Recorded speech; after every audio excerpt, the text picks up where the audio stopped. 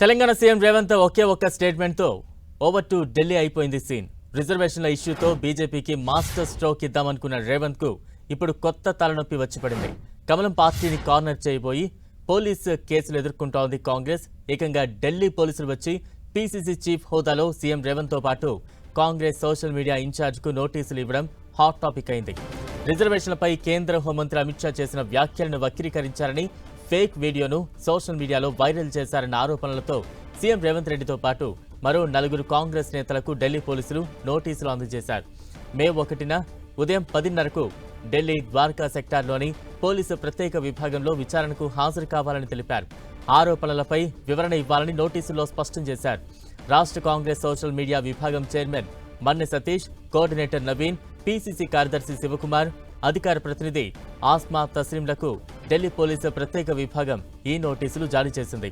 గాంధీ భవన్లో రాష్ట్ర Congress legal cell incharge రామచంద్రారెడ్డికి వీటిని అందజేశారు.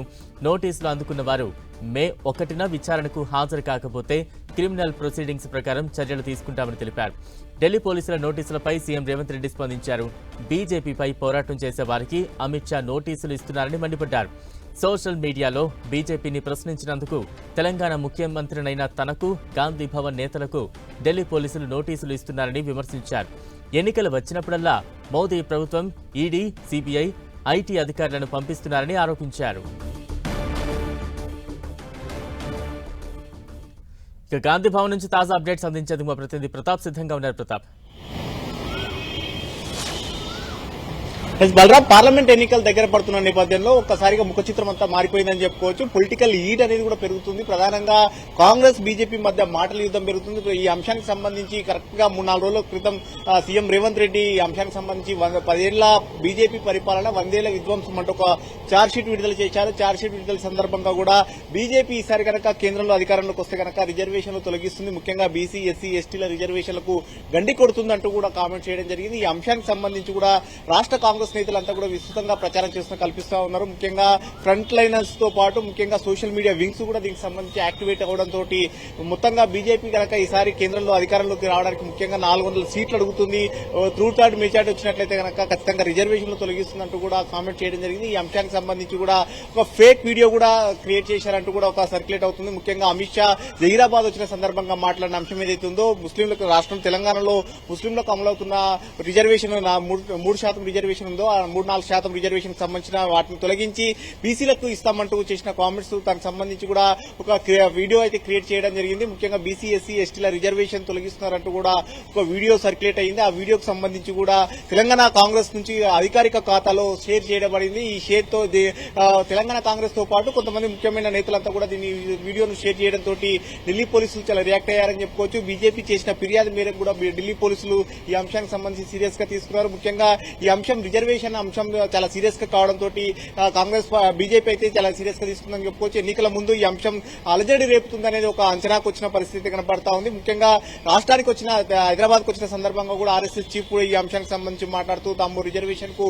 కట్టుబడి ఉన్నాం, రిజర్వేషన్ ను తొలగించే అవకాశం లేదంటూ కూడా కామెంట్స్ కూడా చేయడం జరిగింది. ఒకవైపు బీజేపీ దీనికి కౌంటర్ ఇస్తూనే మరోవైపు ఈ వీడియోస్ ఏవైతే ఫేక్ వీడియోస్ వచ్చాయో, deep fake videos, Amit Shah మీద వచ్చిన వీడియోస్ సంబంధించి కూడా చాలా సీరియస్ గా తీసుకుందని చెప్పుకోవచ్చు. ఢిల్లీ పోలీసులు రంగప్రవేశం చేశారు. నిన్న గాంధీ భవన్ కూడా రావడం జరిగింది. గాంధీ భవన్ వచ్చి ముఖ్యంగా సోషల్ మీడియా ఇన్ఛార్జ్ గా ఉన్న మన్నె సతీష్ కు నోటీసులు ఇవ్వడంతో పాటు మరో 3 ఎవరైతే సోషల్ మీడియాలో యాక్టివిటీగా ఉన్నారో వారికి కూడా నోటీసులు ఇవ్వడం జరిగింది. వీరితో పాటు పీసీసీ అధ్యక్షుడిగా తెలంగాణ సీఎం రేవంత్ రెడ్డి ఉన్నారు కాబట్టి పీసీసీ అధ్యక్షుడు హోదాలో ఆయన కూడా సమన్లు జారీ చేయడం జరిగింది. ఈ సమన్ల విషయానికి సంబంధించి కూడా కాంగ్రెస్ పార్టీ చాలా సీరియస్ గా తీసుకుంది. ఈ అంశానికి సంబంధించి నోటీసులు ఇవ్వడానికి ఢిల్లీ నుంచి సీఐ నీరజ్ చౌదరి కూడా రావడం జరిగింది. ఆయనతో పాటు మిగతా పోలీస్ సిబ్బంది వచ్చి కూడా సమన్లు ఇచ్చే సందర్భంగా కూడా కాంగ్రెస్ లీగల్ సెల్ కూడా దీన్ని చాలా దానికి సంబంధించి కూడా వాళ్ళతో డీప్ గా డిస్కషన్ చేసిన పరిస్థితి ఉంది. ముఖ్యంగా ఎవరు ఎఫ్ఐఆర్ చేశారు, ఎఫ్ఐఆర్ కి సంబంధించిన అంశాలు కానీ, అదేవిధంగా ఎవరైతే ఆ వీడియోస్ షేర్ చేశారంటున్నారు దానికి సంబంధించిన యూఆర్ఎల్ వీడియో లీక్స్ కావాలంటూ కూడా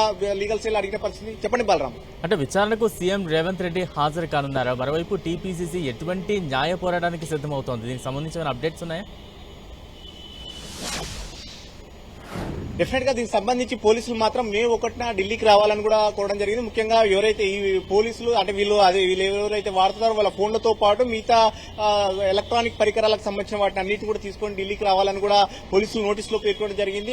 మే 1న వచ్చిన దీనికి సంబంధించి కనుక మే 1న రాకపోతే కనుక క్రిమినల్ ప్రొసీడర్ ప్రకారంగా ముందుకు తీసుకే అవకాశం ఉంటుంది, క్రిమినల్ చర్యలు కూడా తీసుకుంటామంటూ కూడా అందులో పేర్కొన్నారు. ఈ అంశానికి సంబంధించి లీగల్ సెల్ మాత్రం దీనికి ఖచ్చితంగా మాకు 15 రోజుల సమయం కావాలి. ముఖ్యంగా ఎఫ్ఐఆర్ ఎవరు ఫిర్యాదు చేశారు అనే డీటెయిల్స్ ఎఫ్ఐఆర్ ఫుల్ కాపీ మాకు కావాలి. అదేవిధంగా సోషల్ మీడియాలో సర్క్యులేట్ చేశారంటున్నారు కాబట్టి దానికి సంబంధించిన యూఆర్ఎల్ లింక్స్ కూడా మాకు కావాలంటూ కూడా లీగల్ సెల్ కోరడం జరిగింది. ఆ లింక్స్ ఇచ్చినట్లయితే కనుక మేము దీన్ని ఫర్దర్ గా మేము కూడా చర్చించుకొని మాకు సమయం కావాలి, మే 1న రావడానికి వీలు కాదు కాబట్టి ఇప్పుడు ఎలక్షన్స్ ఉన్నాయి, ప్రచారం జరుగుతుంది కాబట్టి మాకు 15 రోజుల సమయం కావాలంటూ కూడా సమయం కోరడం జరిగింది.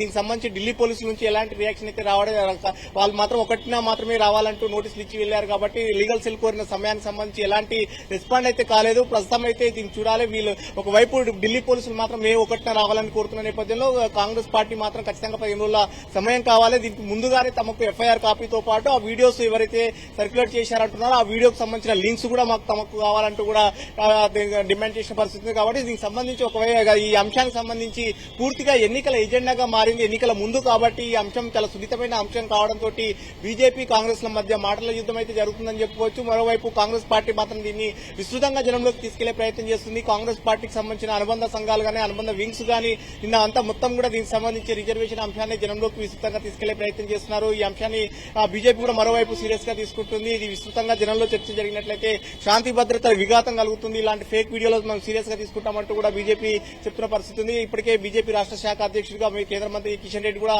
స్పందిస్తూ రేవంత్ రెడ్డిని కోర్టుకి ఈడుస్తాం, న్యాయస్థానాన్ని ముందు నిలబెడతామంటూ కూడా కామెంట్ చేశారు. కాబట్టి ఈ అంశం చాలా సీరియస్ గా అయ్యే అవకాశం ఉంటుంది. ఈ అంశం ఎన్నికల ముందు సరిగ్గా మే 13కు ఇక్కడ పోలింగ్ ఉంటుంది కాబట్టి ఇంకొక 10-12 రోజులు మాత్రమే సమయం ఉంటుంది ఎన్నికల ప్రచారానికి. కాబట్టి ఇది మాటల యుద్దం జరుగుతుంది. ఒకవైపు సీఎం రేవంత్ రెడ్డితో పాటు కాంగ్రెస్ సంబంధించిన మంత్రులు కానీ మిగతా నేతలంతా కూడా ఈ రిజర్వేషన్ అంశాన్ని ఎజెండాగా తీసుకొని ముందుకెళ్తున్న నేపథ్యంలో మరోవైపు బీజేపీ కూడా సీరియస్ గా తీసుకోవడంతో ఒక పొలిటికల్ ఎజెండాగా మారిందని చెప్పొచ్చు. Balaram. Right, thank you Pratap.